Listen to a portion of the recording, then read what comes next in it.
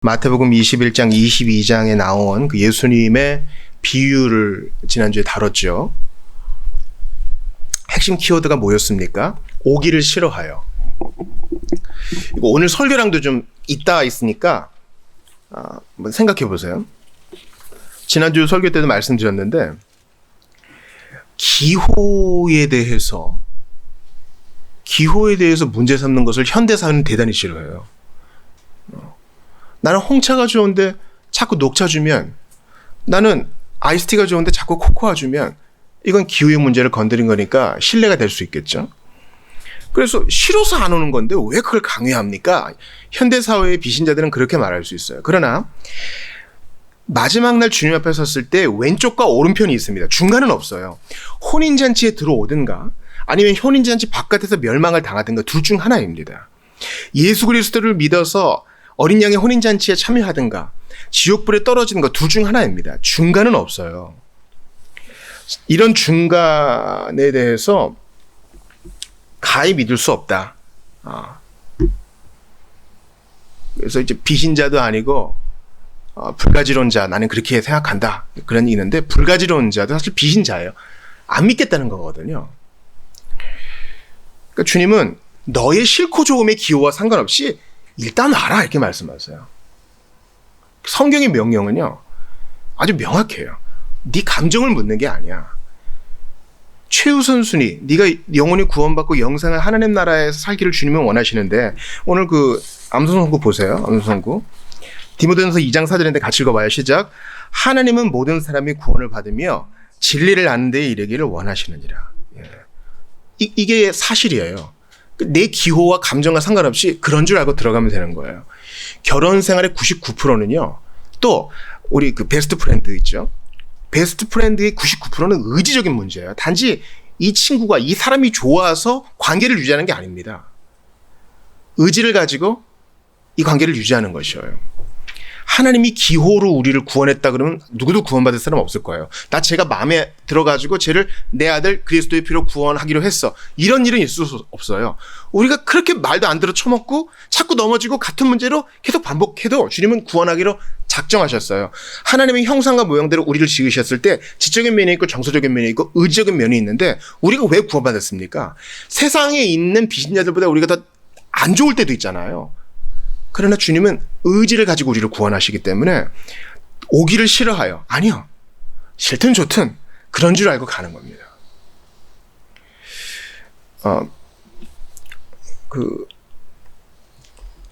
예수님께서 온 율법과 선지자의 강령을 요약해 주셨어요.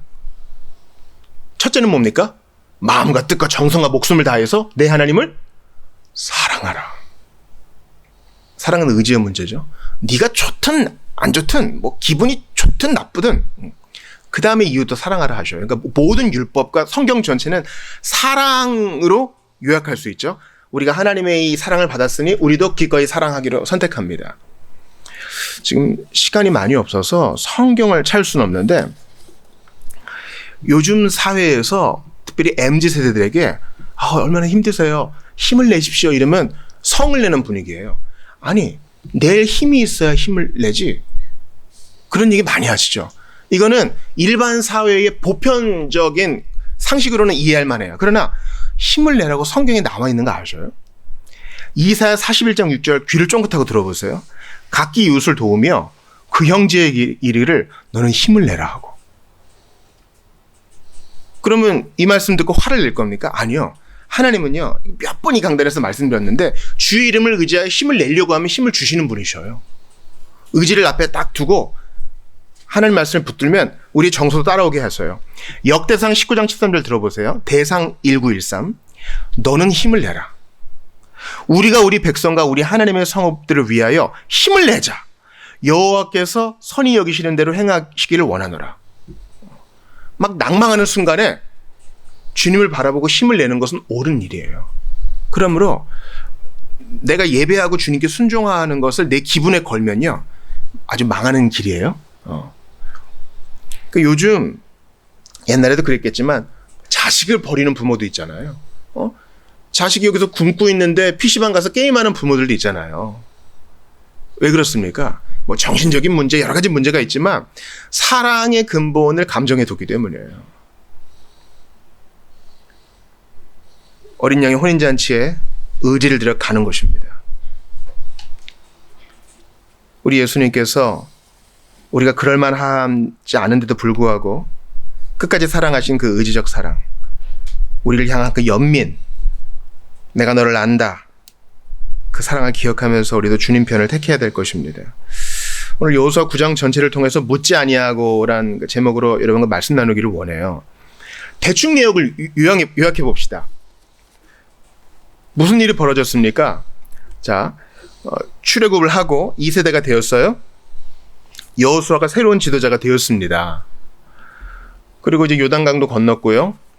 할례도 잘 행했고요. 유월절도 잘 지켰습니다. 이제 만나는 내리지 않고 하나님께서 이제 그들에게 필요한 이제 것들을 정복을 통해 주십니다. 여리고성은 보기 좋게 승리했어요. 아이성은 실패 끝에 다시 정복을 했습니다. 그런 일이 있고 난 다음에 연합군들이 이제 힘을 모아요. 9장 1절에 보니까요. 이 일 후에는 바로 여태까지 제가 정리한 그 일들을 말해요. 누가 이제 연합을 했습니까? 일심으로 누가 연합을 했어요? 자, 헷사람, 아무리 사람, 가나안 사람, 브릿 사람, 히위 사람. 이들이 연합해가지고 이스라엘에게 대적하기로 했어요. 사실 이 정도 정보가 있으면은 화친을 하든가 항복을 하든가 해야 돼요. 왜냐면 하나님의 능력으로 구름 기둥과 불 기둥이 있었고 시온의 왕도 이겼고 하나님이 만나도 주시고 요단강도 기적적으로 건넜고 여리고성도 기적적으로 이겼고 아이성도 이겼고 이런 정보를 들으면 싸워도 가망이 없겠구나. 옛날에 고대의 부족의 전투는 신과 신들의 전쟁이었습니다. 그 부족의 신과 다른 부족의 신의 전투였는데 여호와가 더 세구나. 이들이 이것만이라도 인정하고 엎드려주면 좋은데 오히려 더 난리를 치는 거죠. 근데 거기에 9장 1절에 히위, 여기다가 밑줄 치세요. 히위. 그런데 이제 기브온 족속들이 거짓말로 우리 먼데 왔어요. 하나님이 진멸을 하고 한 그 족속들은 가나안 족속이기 때문에 우린 약속의 땅 바깥에서 왔어요. 그러니까 저희는 건드리지 마세요. 이거 음식 곰팡이 난 거 보이시죠? 가죽 부대 터진 거 보이시죠? 저도 오늘 아침에 급해가지고 얼려진 포도즙을 뜨거운 물에 좀 오래 데웠더니 딱 자르니까 퍽 터져 나오더라고요. 그러니까 가죽 부대가 그 포도주가 발효해가지고 빵빵해져가지고 막 헤어진 거예요. 이거 보세요. 저희 멀리서 온 거 맞죠? 거기에 대해 여호수아와 장로들이 속아 넘어간 얘기죠. 그래서 그들과 언약을 맺어서 기브온 족속은 건드리지 아니했더라. 그래서 그들이 이스라엘 백성들이 심부름을 하고 특별히 성전에서 물을 깃고 장작 패는 일을 했더라. 과거의 성전의 제사는 짐승을 드리는 제사죠. 그죠? 그 짐승을 드리려면 번제를 해야 되니까 늘 불이 있어야 되고 불씨를 계속 유지하려면 나무가 있어야 되겠죠. 그리고 짐승의 각을 뜨잖아요. 우리의 몸의 70%가 물인 것처럼 짐승들도 대다수가 물과 피입니다. 그러니까 각을 뜨고 이러려면 뭐 내장도 버려야 되고 피가 막 산지에 있고 이러니까 물이 많이 들이겠죠. 또 제사장도 손 씻어야 되니까. 이런 일들을 기브온 족속들이 했다는 겁니다. 그런데 이 기브온 족속이 어떤 족속이냐? 7절 다시 보세요. 7절 같이 읽어봐요. 시작. 이스라엘 사람들이 히위 사람들에게 이르되, 여기까지. 9장 1절에 나온 연합군에 있는 히위 족속이 7장 7절에도 히위 사람이라고 나오는데 기브온 족속들이 바로 히위 족속이구나. 이렇게 할 수 있어요. 진멸받아야 될 족속이구나. 그런데 거짓말로 여호수아를 속이고 또 장로들을 속여가지고 그들의 목숨을 보존했구나. 제가 오늘 이 본문을 통해 여러분과 첫 번째 교훈을 좀 나누고 싶어요. 14절 같이 읽어보겠습니다. 14절 시작. 무리가 그들의 양식을 취하고는 어떻게 할지를 여호와께 묻지 아니하고 그들의 양식을 취했다. 그들의 마르고 곰팡이 난 양식 이런 것도 보면서 여호와께 묻지 않고 자기들끼리 의논해서 그냥 조약을 맺은 거예요. 아니 이 사람이 거짓말을 했기 때문에 이거는 약속이 파기될 수 있는 거 아닙니까?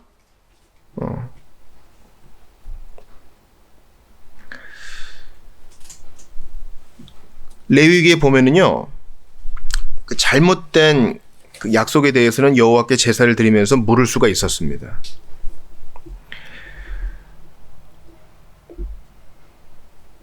또한 잘못된 맹세 입다도 있죠.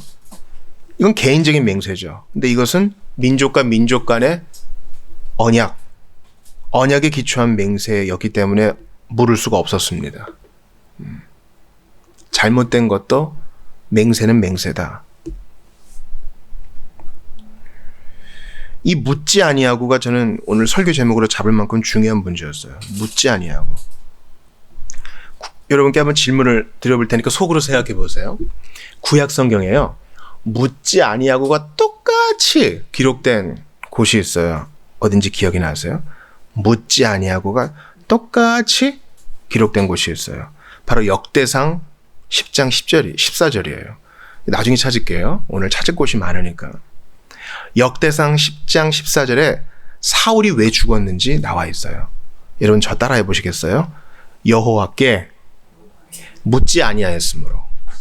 통째로 해볼까요? 여호와께 묻지 아니하였으므로.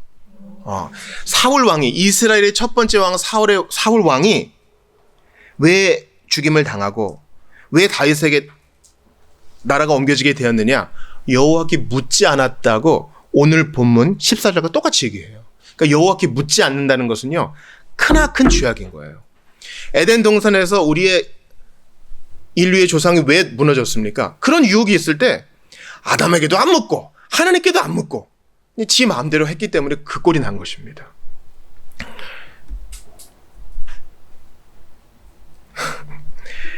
내비도 없고 지도책만 의지해서 어디 가려고 그럴 때 옛날에 부부들이 그렇게 차 안에서 싸웠다 그러죠. 자기가 길을 모르면 여기 주변 사람들에게 물어봐. 가만히 있어봐. 내가 다 한다니까. 물어보면은 단번에 알 수 있는데 안 물어보니까 시간 낭비하고 기름 낭비하고 차 안은 공기가 쎄해지고. 모르면 물어봐야 되는데. 여기서 여호와께 묻는다는 말은 이제 기도했다는 것이죠. 그러니까 우리 기도가, 하나님께 물어보는 기도가 우리의 신앙생활에 얼마나 중차대한 부분인지 아시겠죠? 이게 아주 큰 죄악이라는 것입니다. 사랑하는 여러분 많이 기도하셔요? 기도할 때 어떻게 기도하세요? 보통 우리 간구를 하죠. 근데요, 좀 물어보세요. 좀 물어보시라고요. 선생님은 어떤 제자를 좋아하냐면 물어보는 제자를 좋아합니다. 물론 앞에 잔소리가 붙겠죠. 야, 이거 내가 몇 번 알려줬느냐? 했지만 진지하게 물어보는 학생의 눈빛을 보면 친절하게 알려줘요. 친절하게 알려줘요. 저희 선생님 중에 우리 나그네 교회 김병원 교수님이 계세요. 이분이 미국 그랜드 레피지에서 카빈 세미나리에서 학위를 하셨는데 거기에 리차드 멀러라는 개혁파 정통주의의 최고봉 학자가 있습니다. 아직 지금도 근접할 수가 없어요. 그 전까지는 종교개혁 이후의 포스트 레포메이션은 상당히 지적이고 사변적이고 엉뚱한 대로 흘러갔다 이랬지만 그게 아니란 것을 밝히는 아주 탁월한 학자예요. 지금은 은퇴해서 그림 그리고 계시는데 리차드 멀러는 물어보는 학생한테 너무나 친절하게, 그가 뭐 외국인이건 뭐 남자건 여자건 상관없이 이런 표현을 쓰면서 알려준답니다. 공 차는 것을 알려주는 코치처럼 공을 어디에 둬야 되고 어느 부분으로 공을 차야 되고 시선은 어디로 해야 되는지 알려주는 것처럼 물어보는 학생에게 소상히 알려준다. 너무너무 좋은 선생님이었다. 이렇게 우리에게 알려줬던 것을 기억합니다. 하나님도 그러셔요. 우리가 모르면 어디를 선택해야 되고 누구를 만나야 되고 인생의 방향에서 어떤 목적을 향해 나아가야 되는지 크고 작은 일에 대해 물어보면 반드시 기뻐하시며 응답을 해주신다는 거예요. 주께 고함 없는 고로 복을 얻지 못하네. 이거 귀한 찬송이에요. 주의 제단 앞에 모두 바치기 전 복을 받을 줄 생각 마라. 뭘 바치라고요? 궁금해하는 마음. 주님께 인생을 바치는 마음을 바치기 전에는 주님께 받을 복이 없는 거예요. 우리가 사실 왜 복을 못 받느냐? 물어보지 않기 때문은 아닐까 생각해 봐야 돼요. 빨리 끝나서 쉬는 시간 빨리 도시락도 까먹어야 되고 옆반 친구들한테 가야 되고 그러기 때문에 질문 있는 사람 할 때 손 안 드는 우리의 마음 같아서는 안 된다는 것입니다. 이쯤 되면은 반박하시는 분이 있을 거예요. 저 하나님께 물어봤는데 대답 안 해주시던데요. 여호수아는 대답을 들었지만 나는 못 들었는데요. 이렇게 반박하시는 분이 있을 거예요. 제발 그러지 마세요.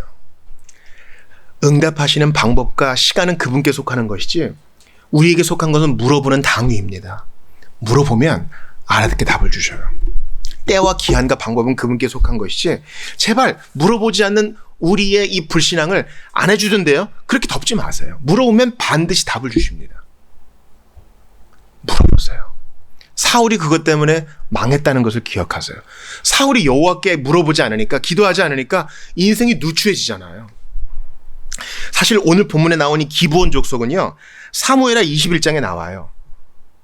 왜냐면 이 기브온 족속은 이제 이방인 출신이니까 사울 왕이 죽였어요. 핍박했다고요. 그래서 이제 나중에 사울 왕가에서 우리를 그렇게 핍박했으니 가족들을 내어놔라. 그렇게 해서 이제 신원하는 일들이 벌어집니다. 기도하지 않으니까 사울 왕이 엔도레에 친접한 여인 가가지고 그냥 무당한테 물어보고 우리 이기겠습니까? 사무엘 좀 불러주십시오 이러고 조현병 환자처럼 웃었다 울었다가 후회했다가 분에 찼다가 창을 던졌다가 자기 아들도 죽이려고 그랬다가 자기 사위도 죽이려고 그랬다가 그러니까 기도 안 하면 삶이 이렇게 비참해지는 거예요 여러분. 기도해야 돼요. 물어봐야 돼요. 저 어떡하죠? 제발 인생의 어려움 가운데 친구한테 먼저 전화하기보다 하나님께 먼저 마음을 토하는 일이 있어야 됩니다. 신앙생활을 잘한다는 건요, 예배 잘 출석하고 내가 좀 주워들은 것도 많고 헌금 생활도 잘하고 판넉대 음식도 잘 써. 이것도 물론 좋은 신앙생활의 증거겠지만 24시간 주님과 동행하며 모든 것을 주께 아뢰는 것에 있어요. 저 학교 어디 가죠? 저 남은 인생을 어떻게 살죠? 저 오늘 하루 살았습니다. 오늘 심장이 뛰는데요. 오늘 선물로 받았는데 어떻게 살기를 원하십니까? 제발 물어보세요. 저 오늘 점심 잘 먹었습니다. 이제 하루 반이 남았는데 제가 어떻게 살기를 원하십니까? 근데 사실은 제목을 이렇게 정하기는 했지만 저는 좀 다른 데에 좀 집중하고 싶어요. 기브온 족속은요, 살았어요. 그죠? 근데 이들이 여호수아에게 나올 때 뭐라 그럽니까? 내가 하나님을 인하여 종들은 주 하나님의 명성을 듣고서 이렇게 왔습니다. 이렇게 얘기합니다. 이들이 온 것은 신앙적인 이유라고도 할 수 있겠어요.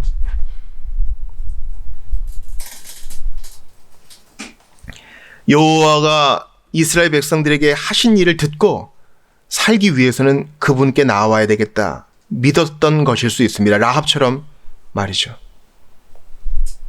오늘 본문의 9절을 읽어볼게요. 여호수아 9장 9절, 우리 온라인으로 예배하시는 분들도 꼭 찾아보세요. 여호수아 9장 9절 같이 읽어봐요. 시작. 그들이 여호수아에게 대답하되 종들은 당신의 하나님 여호와의 이름으로 말미암아 심히 여기까지요. 밑줄 치세요. 당신의 하나님의 여호와의 이름으로 말미암아. 여호와의 명성을 듣고서 우리도 항복했습니다. 비록 거짓말이지만 하나님께 나왔으니까 산 거예요. 여러분 이거 보면서 신약 성경 뭐 생각나지 않으세요? 이제 성경을 찾아볼 텐데 누가복음 16장 찾아볼게요. 자, 여호수아 9장 한번 딱 집어넣으시고 누가복음 16장 찾아볼게요. 1절부터 10절 읽어보겠습니다.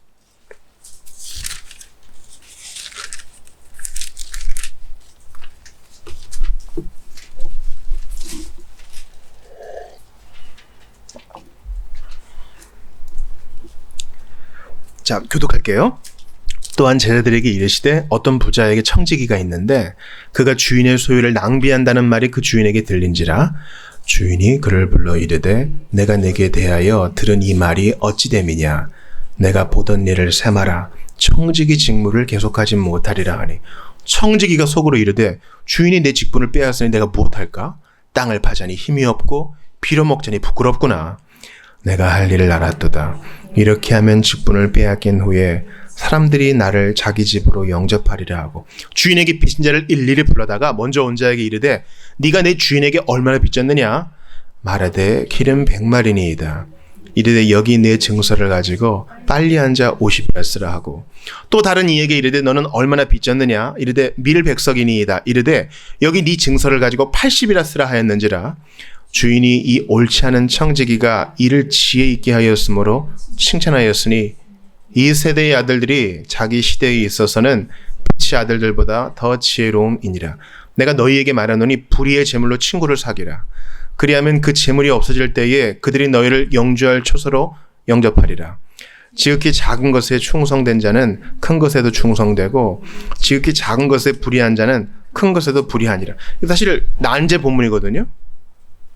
명백하죠. 근데 오늘 구약의 여호수아 9장과 명백하죠. 기브온 족속도 거짓말을 했고 이 회고된 청지기도 거짓 장부 조작을 했어요. 이거 큰일 아니에요? 근데 주인이 뭐라 그래요? 이 청지기가 한 일을 지혜 있게 했다고 오히려 칭찬을 해요. 청지기는 이렇게 일을 해가지고 자기가 지위가 복권됐죠.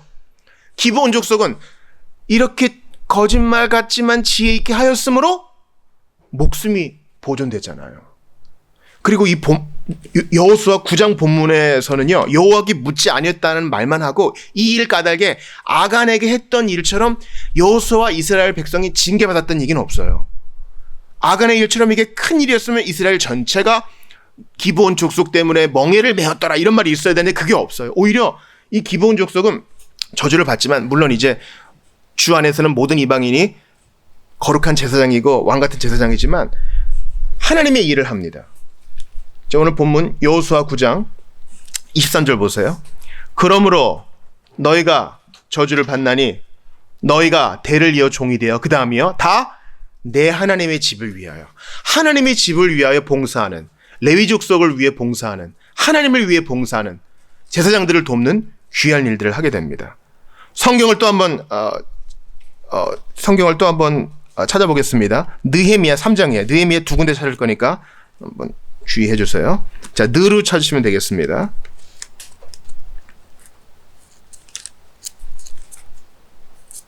에스라, 느헤미야. 먼저 느헤미야 3장 7절이에요. 3장과 7장을 찾을 텐데 먼저 3장 7절. 느헤미야 3장 7절 읽겠습니다. 자, 예루살렘 성벽을 중수할 때 누가 여기에 참가했는가? 7절 같이 읽어요. 시작. 그 다음은 기브온 사람 물라다와 메르노 사람 아도니 강서쪽 총독의 관할에 속한 기브온 사람들 및 미스바 사람들과 더불어 중수했고 포로로 귀환해가지고 페르시아 제국에서 이렇게 몇 달 동안 걸어가지고 귀환해가지고 영광스러운 예루살렘 성벽을 중수하는데 이 기브온 족속 원래는 가나안 배경이죠. 원래는 진멸받아야 될 족속인데 이들이 영광스러운 일에 동참해요. 느헤미야 7장 25절도 찾아 읽을게요. 느헤미야 7장 25절. 자, 포로 명단, 포로에서 귀한 자 명단이 여기 나오거든요. 포로에서 돌아온 사람들, 느헤미야 7장 25절 같이 읽어요. 시작. 기브온 사람이 95명이요. 그러니까 이들도 남유다 멸망했을 때에 같이 어울려 살다가 약속의 사람들로 이렇게 잡혀갔다가 귀환할 때 95명이 돌아와서 예루살렘 성벽도 짓고 같이 건국의 공신들로 여긴 받게 됐다는 것입니다. 하나님은 기브온 족속의 손을 들어주셨어요. 너희를 이제 이스라엘 민족과 같은 지위를 준다 하는 것입니다. 하나님은 기브온 주민에게 은혜를 베푸셨습니다. 이제 나를 봐요. 에이, 뭐 거짓말로 했는데 뭐 이게 뭐예요? 난 내 자신에게 물어봐요. 나는 모든 수단을 다 동원해서 하나님께 항복하고 그분께 매달리나? 그래도 천추에서 한 거짓말은 안 해요. 그래요. 거짓말은 안 했겠죠. 살인도 안 했겠죠. 그러나 죽기 살기로 여호와께 매달리지도 않았어. 나는 기브온 족속보다 못해요. 살고 죽는 게 그분께 있음을 알고 살려주십시오. 큰일이 있으면 매달리지. 근데 그건 비신자도 해요. 불교 신자도 하고 이슬람 신자도 다 살려달라고 자기네들 신들 앞에 매달린다고. 나는 이런 마음이 있나 하는 거예요. 나는 사고를 쳤어요. 오늘 본문에 여호수아와 이스라엘 장로들은 사고를 쳤죠. 제대로 확인해보지도 않고 언약을 맺었잖아요. 그러나 하나님은 수습을 해주세요. 이들을 성전에서 봉사하게 하시고 이들이 결국 이스라엘 족속에게 편입되게 하시는 방식으로 수습을 해주세요. 나는 주님 앞에 사고를 쳤어요. 단지 그릇 몇 개 깨뜨리고 간장 종지 엎은 그런 사고 말고요. 여러 가지 영적 사고를 쳤어요. 잘못된 결정도 많이 했다고. 오늘 여호수아와 이스라엘 장로들의 잘못된 결정은 나한테 큰 위로가 돼요. 나 얼마나 잘못된 선택을 많이 했어요. 참 노답 인생이었어요. 신자라고 하면서 난 그래도 부끄럽지 않은 인생을 살았어요 하는 분들 계셔요? 아니요. 그러면 아직까지 자신의 죄성을 제대로 인정하지 못하시는 분들이에요. 하나님이 빛을 비추어 주시고 우리를 비추어 주시고 실상을 깨닫게 하시면 나 진짜 하나님의 은혜 아니면 아무것도 아니구나. 이거 깨닫게 돼요. 성경을 마지막으로 한번 찾아볼게요. 이사야 45장 7절이에요. 이사야 4로 찾으세요. 하나님이 일하시는 방식이 이렇다는 것을 여러분께 말씀드리고 싶어요.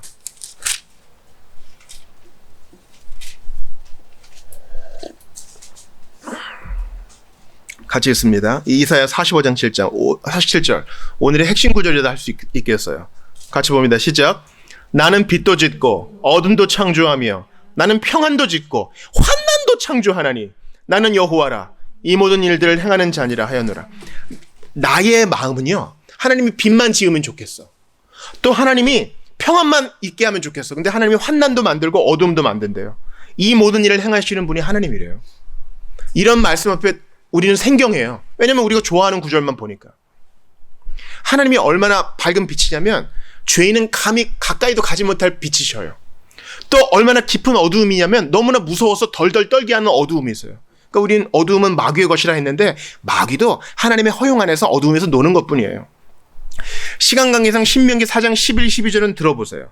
하나님이 십계명을 주실 때 신의 산은 불이 붙어서 불길이 충천합니다. 그런데 어둠과 구름과 흑암이 덮였어요. 그러니까 하나님이 직접 당신의 음성으로 10가지 언약의 말씀을 주실 때 빛과 어두움이 같이 있어요. 하나님이 일하시는 방식이 그래요. 여호수아 오늘 9장 보세요. 빛과 어두움이 같이 있죠. 하나님이 이기게 하시고 뒷수준 해주시는데 잘못된 판단과 거짓말과 속아 넘어감과 우리 인생이랑 비슷하지 않아요? 우리 인생이 빛과 어두움처럼 팍 이렇게 나누어지고 항상 좋은 일만 있고 행복한 일만 있고 여호와가 인도하시니 항상 돈도 잘 벌고 아프지도 않고 관계는 좋고 애들은 말 잘 듣고 그런 일은 없어요. 주님은 답 없는 세상에서 살아가는 방법을 알려주셔요. 어떻게 해요? 빛도 지으시고 어둠도 지으시고 평안도 지으시고 환난도 창조하셨으니 불타는 산 가운데서 온전히 깜깜한 가운데 당신의 일을 이루시니 우리가 할 일은 뭐예요? 어찌됐건 기브온 족속처럼 여호와께 두 손 들고 나와 항복하는 것밖에 없어요. 저 잘 모르겠어요. 그러나 당신께 나옵니다. 이거예요. 참 애를 키우면 신기한 일이 있어요. 아이를 키우다가 체벌을 하잖아요. 어릴 때. 그래도 애는요. 자기를 때린 엄마한테 울면서 나옵니다. 신기해요. 엄마가 때린 자와 동시에 위로자가 되는 거예요. 우리의 인생이 그런 거예요. 이해 안 되는 일이 있고 내가 잘못한 일이 있고 내가 엎어놓은 것도 있고 세상은 밥 먹기 전에 죄송하지만 네가 싼 똥은 네가 치워라 그러잖아요. 이게 세상의 방식이에요.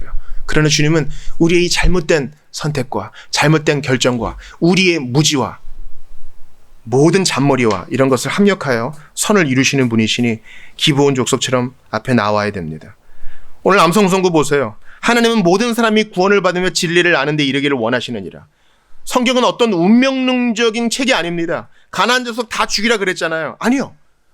그런 자들이라 해도 라합처럼 두 손 들고 항복하고 기브온 족속처럼 두 손 들고 항복하면 하나님이 구원해 주시고 여호와를 섬기게 해 주시고 은혜를 베푸십니다. 그러므로 힘을 냈어요. 하나님 앞에 설 때마다 여호수아처럼 잘못 선택한 내 마음이 좀 아파요. 과거에 나 그때 정말 잘못된 선택으로 인생을 좀 낭비했지. 그때도 주님께 충성했으면 그래서 내 인생에 꼬였구나. 내가 그래서 지금 복을 못 받는구나. 그렇게 생각하지 마시고 하나님이 그럼에도 불구하고 나한테 선을 베푸셨다는 사실을 기억하면서 바로 지금 기브온 족속처럼 항복하며 나 좀 도와달라고 살려달라고 여호와께 매달리는 여러분 되시기를 주의 이름으로 축원합니다. 에이 목사님 그런 말씀 마세요. 기브온 족속은 종이 됐잖아요. 아니요. 예수 그리스도의 십자가 사역으로 모든 믿는 자는 기브온 족속이건 가나안 족속이건 이스라엘 족속이건 다 이제 일반입니다. 다 왕 같은 제사장이요 거룩한 제사장인 것입니다. 거룩한 왕으로 주님 앞에 세움받게 되는 것입니다. 한번 눈을 감아보세요. 우리 이 시간 장부를 조작한 청지기처럼 그런 간절함과 내가 여기서 쫓겨나면 안 되겠다 이런 마음으로 간절함으로 주님께 매달리고 있는지 한번 돌아보자고요. 기브온 족속처럼 간절하게 예수님께 매달리고 있는지 돌아보자고요. 신앙생활은 선택이 아니에요. 하면 좋고 뭐 안 하면 별일 없는 그런 게 아니에요. 우리의 왕이시고 우리의 생명의 주인이신 주님께 매달리는 것인데 어찌 가볍게 생각할 수 있겠어요. 이스라엘 족속도 아닌 기브온 족속이 오늘 우리에게 도전을 줍니다. 최소한 나보다 더 양심의 가책도 없는 이 부정직한 청지기가 나한테 오늘 교훈을 줍니다. 주여, 어찌됐건 머리를 디밀고 예수님께 은혜를 구하는 우리 모두가 될 수 있도록 도와달라고. 생명을 지으시고 구원하기에 합당하신 오직 한 분, 예수님, 십자가에서 피 흘리신 오직 한 분, 예수님, 나를 도와달라고 간절히 기도하며 나아가도록 하겠습니다. 같이 기도하겠습니다. 주님, 간절히 기도합니다. 주여, 간절히 기도합니다. 아버지, 주께 맡기게 도와주소서. 여호와께 묻고 또 묻고 여호와께 간구하고 또 간구하는 우리 모두가 되게 하시옵소서. 종은 부족하나 여호와는 지금도 선하시니 믿고 의지합니다. 잘못된 선택과 부족함들이 나를 가슴 아프게 하지만 주님은 선하시니 믿습니다. 의지합니다. 함께하여 주시옵소서.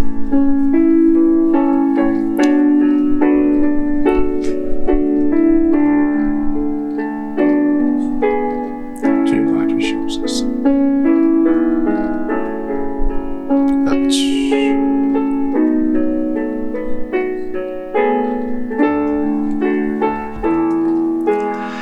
하나님 감사합니다. 주님, 여호와께 묻지 않았던 여호수아와 또 사울 왕을 보면서 저희 자신의 신앙의 옷깃을 여밉니다. 주께 묻고 또 물으면 반드시 응답하시고 알아듣게 대답해 주신다는 사실을 믿고 범사에 묻고 24시간 묻고 때마다 묻는 저희들이 되게 하시옵소서. 주님 간구합니다. 기브온 족속은 여호와가 절대적인 주권과 능력 지니신 분이라는 신앙을 갖고 그 신앙을 말과 행동으로 표현하고 절절히 메어 달렸는데 나는 그렇게 하고 있는지 돌아봅니다. 불충한 청지기도 자기의 자리를 지키기 위해서 애를 쓰는데 나는 과연 이 신앙을 위해서 애를 쓰는지, 성경을 공부하기 위해 애를 쓰는지, 기도하기 위해 애를 쓰는지, 여호와께 모든 문제를 맡기고 있는지 돌아봅니다. 이스라엘 족속도 아니었던 기브온 족속이 오늘 나를 부끄럽게 하고 나보다 더 양심의 가책도 없어 보이는 불충한 청지기가 나를 부끄럽게 합니다.